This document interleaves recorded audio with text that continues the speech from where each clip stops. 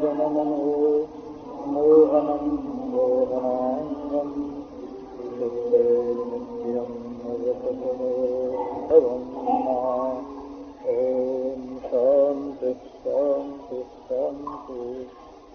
एवं परिष्वंग पराभिमर्शो स्निग्धे क्षणोद्दाम विलाप हासैः रेमे रमेशो व्रजसुन्दरीभिर्यथार्भकः स्वप्रतिबिम्ब विभ्रमः तदङ्गसङ्गप्रमुदाकुलेन्द्रियाः येषां कुकूलं कुचपट्टिकां वा नाञ्जः प्रतिव्योढुमलं व्रजत्रयो विस्रस्तमालाभरणाः पुरूद्वः। ये श्लोक में एवं परिष्वंग कराभिमर्श, इसमें 7 बात कही गई है। पहली तो ये है कि ये भक्त और भगवान की एकात्मता है, माने ये ज्ञान से नहीं प्रेम से, जो प्रेमी और प्रियतम दोनों मिल करके एक हो जाते हैं उसका वर्णन है। तो इसमें ब्रज सुंदरी है प्रेमी और रमेश भगवान श्री कृष्ण है प्रियतम, अथवा श्री कृष्ण है प्रियतम और गोपी है प्रेयसी। जब एक होने का वर्णन करेंगे तो ऐसा नियम नहीं होगा कि ये प्रेमी है और ये प्रियतम है। अगर ये प्रेम में नियम हो जाए तो हमेशा ही एक छोटा और एक बड़ा रहेगा, और जब एक छोटा और एक बड़ा ही रहेगा तो वहाँ श्रद्धा प्रकट हो सकती है, भक्ति प्रकट हो सकती है, स्नेह प्रकट हो सकता है, लेकिन प्रेम प्रकट नहीं हो सकता। तो प्रेमी जो है वो आपस में बदल लेते हैं अपने आप को, जो आज प्रेमी है वो कल प्रीतम है, और जो है ना आज प्रीतम है वो कल प्रेमी है। तो ऐसा क्यों? ये समरस की बात है। ये प्रेम का स्वभाव ही है कि वो रस विशेष है, वो आकृति विशेष नहीं है। प्रेम जो है वो रस है, प्रेम आकार नहीं है। तो प्रत्येक तत्व जो है, मिट्टी घड़ा होती है और घड़ा मिट्टी बनता है, ऐसे प्रेमी प्रीतम प्रेमी ये दोनों एक हैं, इसलिए ये परस्पर मिलते जुलते रहे। पहली बात तो ये हुई कि ब्रज सुंदरी और श्री कृष्ण ये परस्पर प्रेमी और प्रियता। अब दूसरी बात देखो, तो परिष्वंग, परिष्वंग माने दिल का दिल से मिलना, आलिंगन हो। परिष्वंग माने होता है हृदय से लगना। तो इसमें क्या है, हृदय से लगने में क्या महिमा है कि दिल और दिल दोनों सबसे पास जिस अवस्था में होते हैं उसका नाम होता है आलिंगन। ये कलेजा है ना, कलेजा हृदय, ये जब हृदय से लगते हैं आलिंगन करते हैं तो एक का हृदय दूसरे के हृदय से बिल्कुल पास रहता है। तो ये क्या है कि ये हृदय के मिलन का उपलक्षण है। माने हमारी प्रियता, हमारी वासना, हमारी चाह एक तरीकी है। जो तुम चाहते हो सो मैं चाहता हूँ, जो तुम्हारी लालसा अभिलाषा है वो हमारी लालसा अभिलाषा है। हमारी इच्छा और तुम्हारी इच्छा जुदा जुदा नहीं है। देखो पति पत्नी में लड़ाई होती है, कब?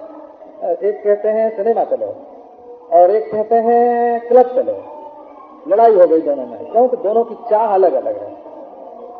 एक का कहना है कि हमको बैंगनी रंग पसंद है, तो एक का कहना है कि नहीं हमको नीला रंग पसंद है। तो चाह दो हो गई ना। पहली बात तो इस श्लोक में ये कही गई कि जो प्रेमी है वो प्रीतम है, जो प्रीतम है वो प्रेमी है। दूसरी बात ये कही गई कि दोनों के हृदय अतिशय पास हैं, माने आलिंगित है। तो आलिंगित कहने का अर्थ हुआ कि दोनों का दिल पास पास है, माने दोनों की चाह एक है। लालसा की एकता का वर्णन करने के लिए आलिंगन का वर्णन है। अब लालसा दोनों की क्या है? तो दोनों की लालसा ये है कि दिल और दिल के बीच में जो चाम है, जो हड्डी है, जो पतली है, ये न रहे। बोला परिश्रम का अर्थ ही है कि इतना प्रबल मिलन हो गए कि केवल अन्नमय कोश ही नहीं, आनंदमय कोष भी टूट जाए और दोनों एक हो जाए, ये होता है परिश्रम। अब देखो तीसरी बात जो इस श्लोक में कही गई है वो है कराभिमर्श, हाथ मिलाना, और धीरे धीरे नहीं हो, माने लिहाज करके नहीं कि कहीं चोट न लग जाए, कहीं दर्द न जाए। अभिमर्श शब्द जो है वो जोर से, है ना, ताकत लगा के हाथ मिलाने का वर्णन है। अभिमर्श शब्द का अर्थ हल्का नहीं होता, भारी है। इसका मतलब क्या है कि हमारी क्रिया और तुम्हारी क्रिया मिल गई। आलिंगन का अर्थ है दिल से दिल मिलना, और कराभिमर्श का अर्थ है क्रिया से क्रिया मिलना। हाथ से कर्म होता है, कर्म करने का इंद्रिय हाथ है, इन दोनों को मिलाने का अर्थ है हम दोनों मिलके एक काम करेंगे। तावेहि विवाहावहै सहरेतो दधावहै पुत्रान प्रजनयावहै, है ना। ये जब विवाह होता है ना तब मंत्र पढ़ते हैं, सह वीर्यम करवावहै। नारायण, हम दोनों अपनी अपनी ताकत, अपनी शक्ति एक दिशा में प्रकट करें। सामाहमस्मि ऋक्त्वम द्यौरहम पृथ्वी त्वम, मैं साम संगीत हूँ, तू ऋग्वेद की कविता है। मैं अंतरिक्ष हूँ और तू पृथ्वी है। द्यौरहम पृथ्वी त्वम।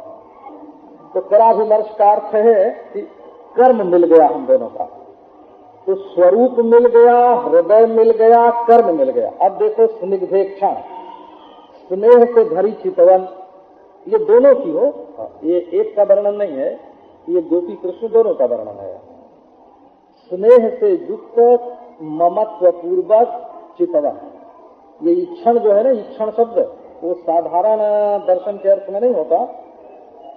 जैसे इंस्पेक्टर लोग जो जांच पड़ताल करने के लिए जाते हैं ना, इंस्पेक्ट जो होता है उसके लिए ईक्षण शब्द है संस्कृत का, ईक्षण शब्द। स्वामित्व पूर्वक, ममत्व पूर्वक देखना, इसका नाम होता है ईक्षण।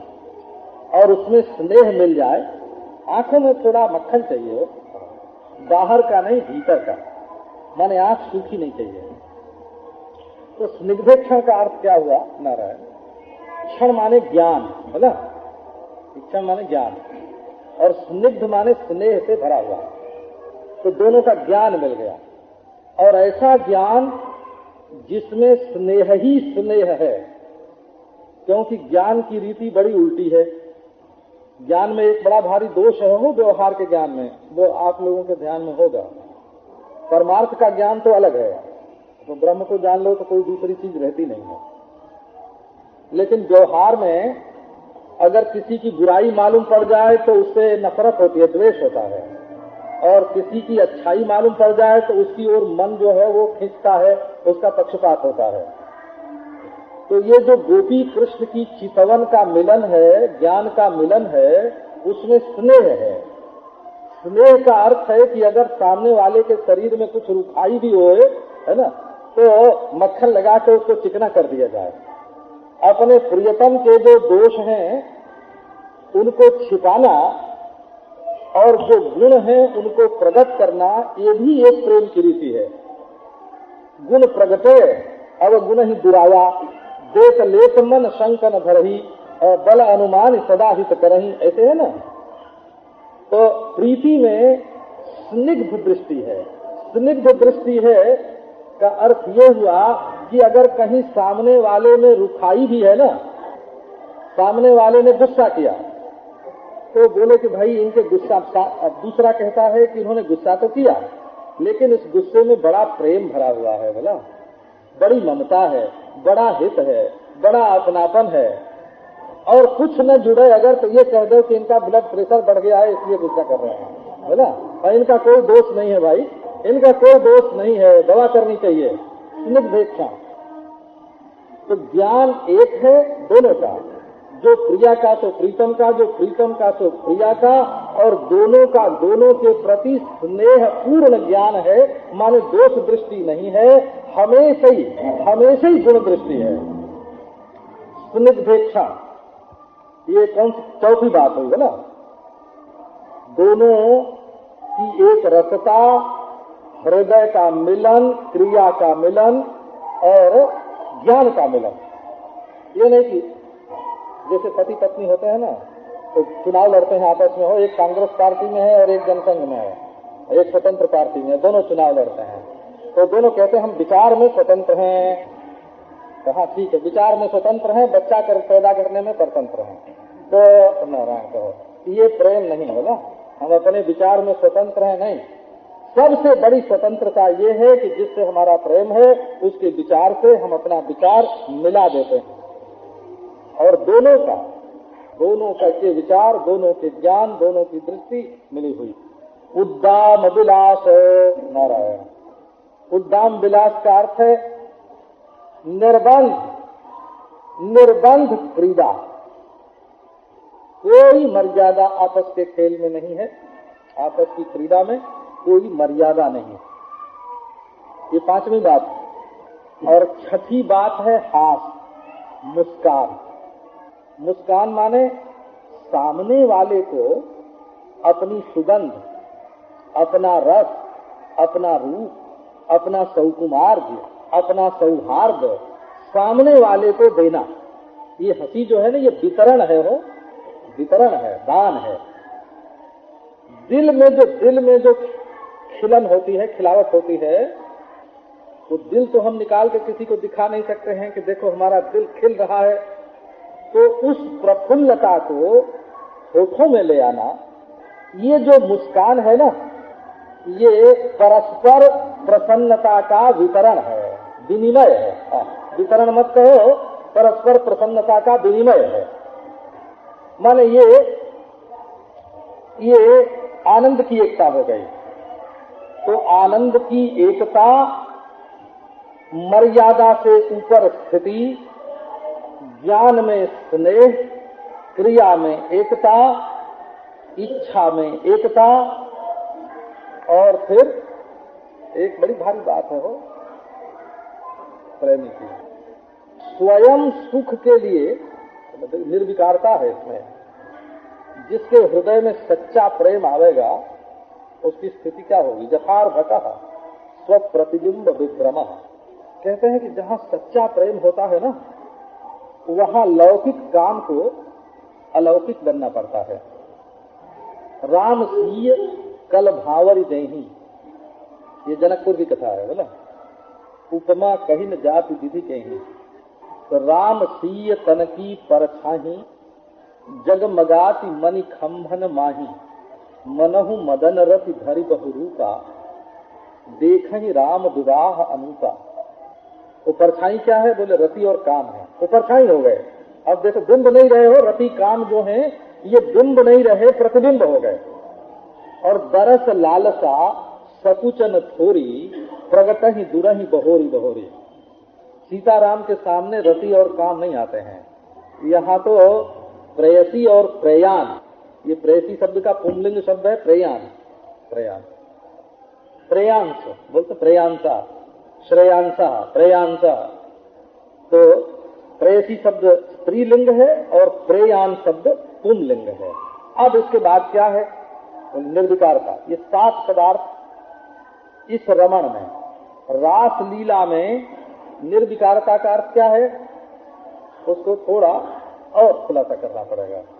अपने सुख के लिए जब इच्छा होती है और प्रयत्न होता है तब उसको काम बोलते हैं। उसका नाम विकृति है। क्यों उसका नाम भी? क्यों? वो अपने अहंकार के आश्रित रहती है और उसमें केवल स्वार्थ ही स्वार्थ है। और अपने प्रियतम को सुख पहुंचाने के लिए जो इच्छा होती है वो स्वयं पदार्थ के आश्रित नहीं होती, वो तत्पदार्थ के आश्रित हो जाती है। उसका आश्रय मैं नहीं रहता, उसका आश्रय वो हो जाता है। तब वो स्वार्थ पूर्ण नहीं होती है। और जब स्वार्थ पूर्ण क्रिया नहीं होती है, स्वार्थ पूर्ण इच्छा नहीं होती है, तब उसका नाम प्रेम हो जाता है, उसका नाम काम नहीं रहता। अपने सुख की इच्छा से जो क्रिया की जाती है उसको काम बोलते हैं, और प्रभु को, प्रियतम को सुख पहुंचाने के लिए जो क्रिया की जाती है उसको प्रेम बोलते हैं। तो देखो रास में, रास रमण जो है, रेमे, रेमे का अर्थ है रास रमण, रास में भगवान का रमण करना। उस रमण करने में 7 बात है। गोपी और कृष्ण की एकता, हृदय का मिलन, क्रिया का मिलन, स्नेह पूर्ण ज्ञान का मिलन, है ना, और मर्यादा के बंधन का निवारण, उद्दाम विलास, और परस्पर आनंद का विनिमय, परस्पर आनंद का विनिमय और स्वार्थ कामना का न होना। इन 7 बातों को लेकर के ये रास रमण हो रहा है। और ये बात एक ही श्लोक में कही गई है। एवं परिष्वंग कराभिमर्श स्निग्धे क्षणोद्दाम विलास हासैहि रेमे रमेशो ब्रज सुंदरीभिर यथार्भकः स्वप्रतिबिंब विभ्रमः। नारायण। अब क्या हुआ? तो बोले कि अब गोपियों के ऊपर कोई भी आवरण नहीं रह गया। एक दिन वो था जब श्री कृष्ण ने गोपियों का चीर हरण करके उनके बाह्य आवरण का भंग किया था। एक दिन ये है जब स्वयं गोपियों के ऊपर कोई आवरण टिकने में समर्थ नहीं है। सारे आवरण, सारे पर्दे अपने आप ही भंग हो गए।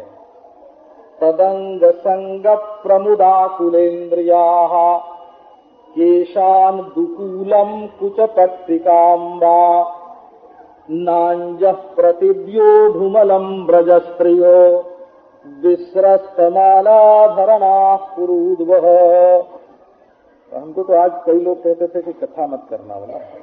इसी से ये हुआ कि आज का कार्यक्रम ये संकीर्तन का, भजन का, आज हमारे बदले दुखंडे जी महाराज थोड़ा वो है ना ब्लड प्रेशर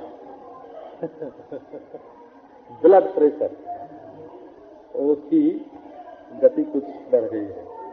तो अब आज तो यहाँ ये रास प्रसंग आपको सुनाना था। तो ये नृत्य करते रहें और प्रेम में मग्न रहें, इनके बीच में कोई पर्दा कभी ना हो।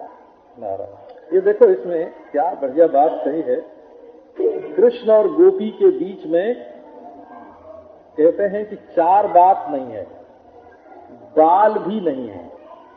ये शरीर में जो बाल होते हैं ना, केशान दुकूलम कुच पट्टिकाम विस्रस्त माला भरणा नालम प्रतिव्योढुम। अब गोपियां कृष्ण के सिवाय किसी दूसरी वस्तु को अपने शरीर पर रखने में समर्थ ही नहीं है। ये रस की प्रधानता से, आनंद की प्रधानता से आत्मा और परमात्मा की एकता का वर्णन है।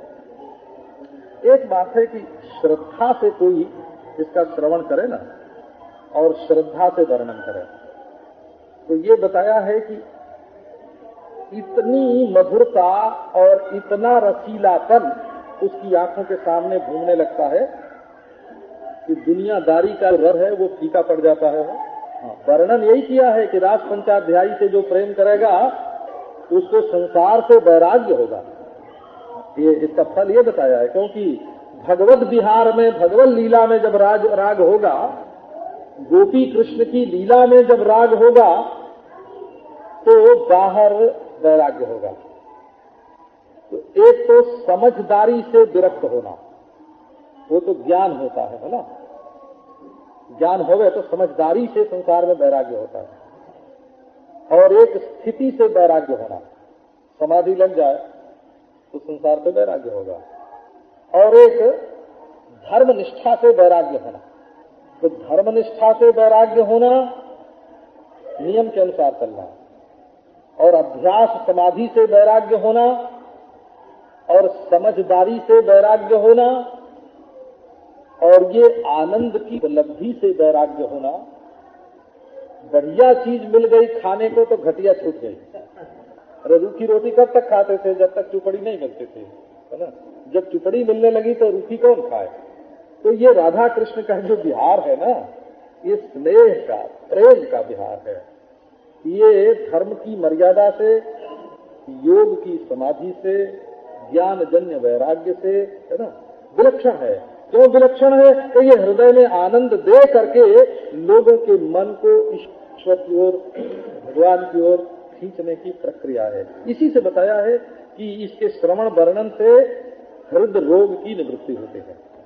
अब नारायण कहो, इसमें तो ये वर्णन किया है कि जैसे मनुष्य का धर्म अलग होता है और देवता का धर्म अलग होता है। ऐसा समझो, एक ही आदमी जब गृहस्थ होता है तब उसका होता है, और सन्यासी होता है तब उसका धर्म अलग होता है। वही जब ब्रह्मचारी था जब उसका धर्म अलग था, और वही जब वानप्रस्थ हुआ तो उसका धर्म अलग हो गया।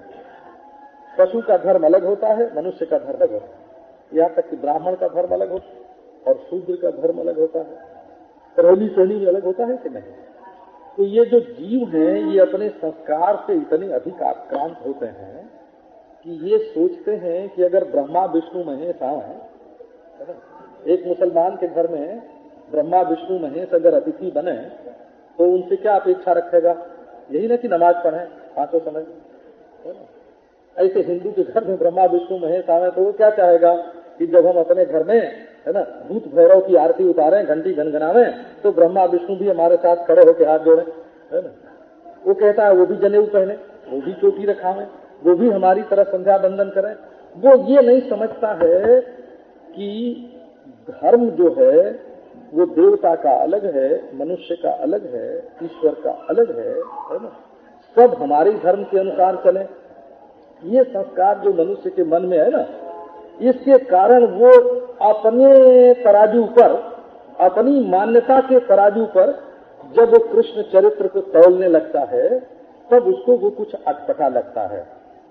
श्री कृष्ण का वर्णन जो श्रीमद् भागवत में है वो पहली बात तो ये है ब्रह्म रूप में है। एक बात तो ब्रह्म जैसे अधिष्ठान संपूर्ण अध्यक्ष में होता है, कोई भी नाम हो, कोई भी रूप हो, अच्छा हो बुरा हो, अगर ब्राह्मण में ब्रह्म है तो क्या चांडाल में ब्रह्म नहीं है? ब्रह्मचर्य में ब्रह्म है तो क्या भोग में ब्रह्म नहीं है? तो जैसे अधिष्ठान ब्रह्म संसार की सर्व स्थिति में होता है, और जैसे अंतर्यामी ईश्वर चांडाल का भी अंतर्यामी है और ब्राह्मण का भी अंतर्यामी है, तो श्री कृष्ण का वर्णन अंतर्यामी ईश्वर के रूप में है, शुद्ध ब्रह्म के रूप में है, अंतर्यामी ईश्वर के रूप में है ना। गोलोक बिहारी के रूप में है, वैकुंठनाथ नारायण के रूप में है, अवतार के रूप में है।